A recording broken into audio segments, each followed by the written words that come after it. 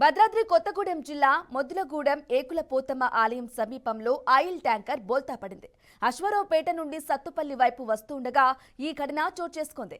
దీంతో ట్యాంకర్ నుండి లీక్ అవుతున్న నూనెను గమనించిన స్థానికులు ఇంట్లో ఉన్న బకెట్లు, బిందెలు తీసుకుని ట్యాంకర్ వద్దకు ఎగబడ్డారు. లారీ ట్యాంకర్ నుండి లీక్ అవుతున్న నూనె పట్టుకునేందుకు పోటీ పడ్డారు. ఈ క్రమంలో అక్కడ తోపులాట చోటు చేసుకుంది. ట్యాంకర్ వద్ద జనం బారులు తీరటంతో రోడ్డుకు ఇరువైపులా వాహనాలు నిలిచిపోయాయి. సమాచారం అందుకున్న పోలీసులు ఘటనా స్థలానికి చేరుకుని అందరినీ పంపించేశారు.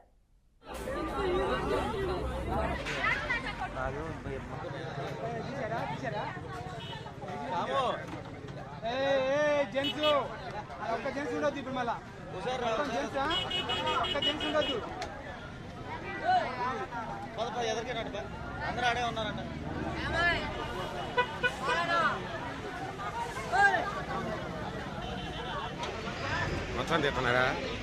ఇది పేపర్